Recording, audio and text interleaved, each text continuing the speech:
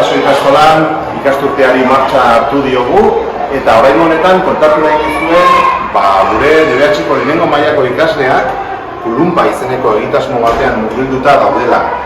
Kulunpa ikastolen elkarteko egitasmoa da eta bere helburua da ikasleak euskara, euskal kultura eta euskararen unibertsoarekiko atxikimenduan indartzea. Eta hori dena gainera emozioen eta sentipenen bitartez. Ikusi nahi baduzue zertan ari diren, goazen, etorri nirekin eta ikus dezagun zertan ari diren gure DBH-ko lehenengo mailako ikasleak, gure Kulunpalariak.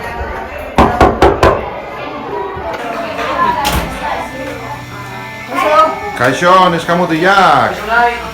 Ze zabiltzate? Zertan zabiltzate? Zertan ezkarra Kulunpa pankarta, hemen.